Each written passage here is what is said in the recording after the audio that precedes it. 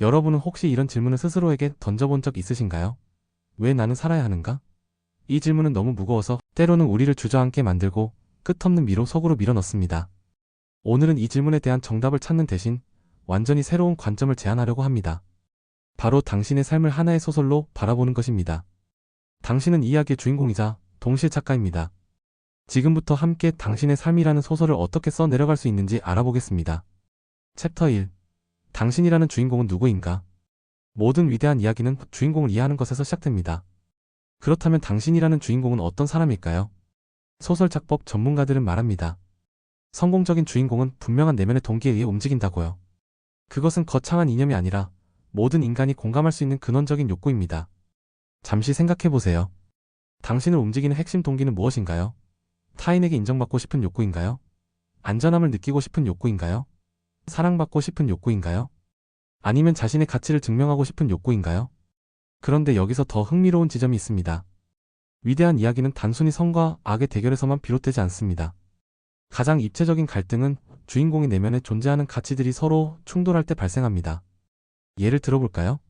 당신은 안정적인 삶을 원하면서도 동시에 새로운 모험을 갈망하고 있지 않나요? 혹은 조직에 소속되어 편안함을 느끼고 싶으면서도 누구에게도 얽매이지 않는 완전한 자유를 꿈꾸고 있지는 않나요? 이러한 내적 가치의 충돌은 결코 약점이 아닙니다. 이것이야말로 당신의 서사를 입체적이고 흥미롭게 만드는 원동력입니다. 당신이 성장하고 변화하게 만드는 가장 강력한 엔진이죠. 그리고 하나 더 중요한 것이 있습니다. 바로 당신의 내면의 톡백입니다. 당신이 하루 동안 자기 자신과 나누는 대화를 떠올려 보세요. 그 목소리는 당신을 격려하나요? 아니면 비난하나요? 미래에 대한 희망을 속삭이나요? 아니면 과거에 대한 후회를 되새김질하나요? 이 내면의 목소리야말로 당신이라는 주인공의 캐릭터를 형성하는 핵심입니다. 다른 사람에게는 결코 들려주지 않는 그 목소리가 당신이 중요한 선택의 기로에 섰을 때 어떤 결정을 내릴지 암시하는 가장 중요한 단서가 됩니다. 챕터 2. 삶의 플롯을 설계하라. 자, 이제 당신이라는 주인공의 윤곽이 드러났습니다. 그렇다면 이 주인공을 어떤 무대 위에 세우고 어떤 여정을 떠나게 할 것인가? 바로 플롯을 설계할 차례입니다. 먼저 할 일은 당신의 삶이라는 소설의 핵심 주제를 한 문장으로 정의하는 것입니다. 이런 템플릿을 사용해보세요.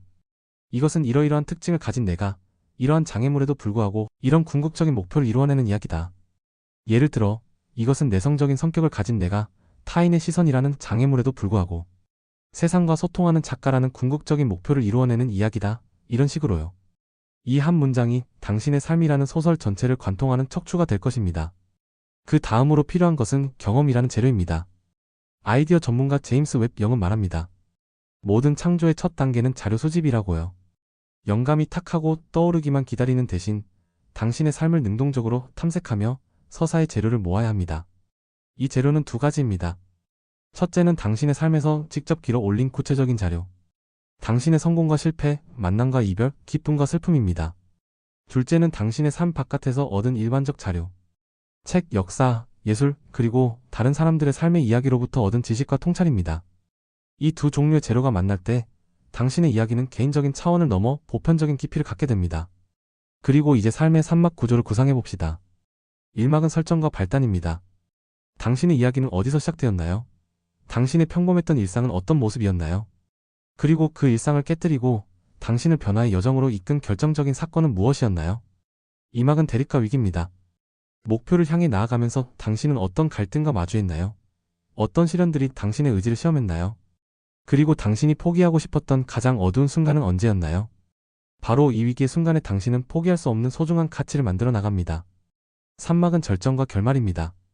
당신의 모든 노력과 갈등이 최고조에 이르는 순간은 어떤 모습일까요? 그리고 이 모든 여정을 거쳐 당신이 궁극적으로 도달하고 싶은 만족스러운 결론은 무엇인가요? 챕터 3. 매일 한 문장씩 써 내려가기.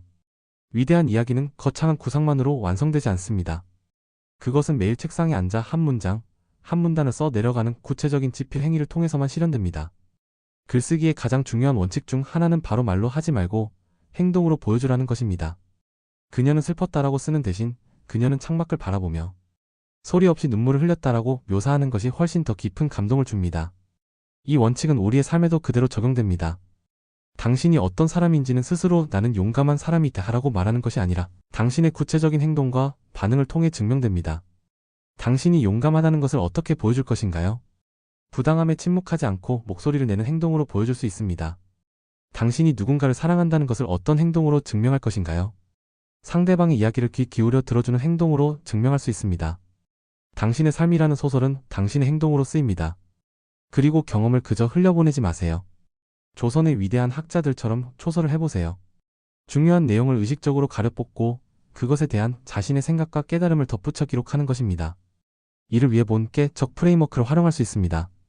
본 것, 즉 경험한 사실을 객관적으로 기록하세요. 깨달은 것, 즉 그 경험을 통해 무엇을 느꼈고 어떤 통찰을 얻었는지 적어보세요. 그리고 적용할 것, 즉 깨달음을 앞으로의 삶에 어떻게 구체적으로 실천할 것인지 계획하세요. 작가 윌리엄 진서는 말합니다. 우리는 배우기 위해 글을 쓴다고요.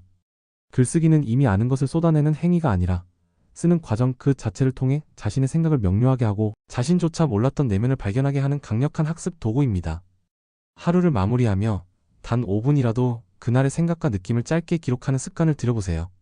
스마트폰 메모장을 활용해 떠오르는 생각을 언제 어디서든 붙잡아 두는 것만으로도 충분합니다. 챕터 4. 위대한 도서관의 일부가 되기. 당신의 이야기는 진공 속에서 탄생하지 않습니다. 셰익스피어의 비극이 고대 그리스 신화와 연결되고 현대 소설이 과거의 고전과 대화하듯 당신의 삶이라는 소설 또한 인류라는 거대한 도서관의 일부입니다. 깊은 절망에 빠졌을 때 긍정적으로 생각하라는 식의 맹목적인 위로는 오히려 독이 될 수 있습니다. 철학자 가시라기 히로키는 말합니다. 이런 순간에는 오히려 자신의 고통을 있는 그대로 비추는 어두운 이야기 속에서 깊은 공감과 위로를 얻을 수 있다고요. 구로사와 아키라 감독의 영화 속 한 인물은 전쟁 고아를 끌어안고 이 녀석은 나다 라고 절규합니다. 이처럼 다른 사람의 이야기 속에서 나를 발견하는 경험은 지독한 고독을 이겨내는 강력한 힘이 됩니다.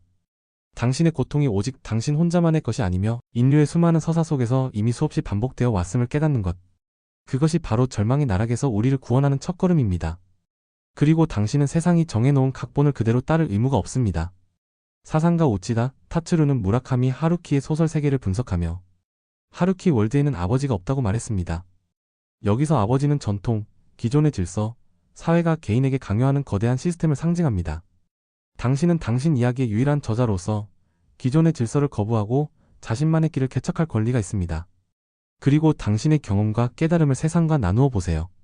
당신이 겪은 실패의 경험, 그것을 극복해낸 지혜, 당신이 발견한 삶의 기쁨을 블로그나 SNS 혹은 가까운 사람들과의 대화를 통해 나누는 것입니다.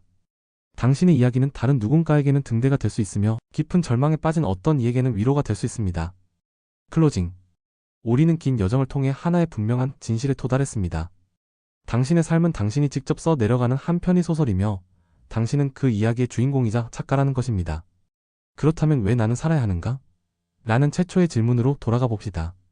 신경학자이자 작가였던 올리버 섹스는 그의 마지막 문장에서 이렇게 말했습니다. 무엇보다 나는 이 아름다운 행성에서 지각 있는 존재이자 생각하는 동물로 살았다. 그것은 그 자체만으로 엄청난 특권이자 모험이었다. 우리가 살아야 하는 이유는 바로 이것입니다. 살아있음이라는 엄청난 특권을 누리고 나의 이야기라는 단 한 번뿐인 모험을 온전히 경험하고 써내려가기 위함입니다. 삶의 의미는 결과가 아니라 과정이 있습니다. 삶이라는 소설은 단번에 완벽한 초고를 완성하는 작업이 아닙니다. 그것은 끊임없이 쓰고 질문하고 수정하고 다시 써내려가는 과정입니다. 때로는 플롯이 엉망이 되고 주인공이 길을 잃을 수도 있습니다. 하지만 중요한 것은 이 모든 수정의 과정 자체가 배움이자 발견의 연속이라는 사실입니다. 당신은 저자로서 살아간다는 특권을 부여받았습니다.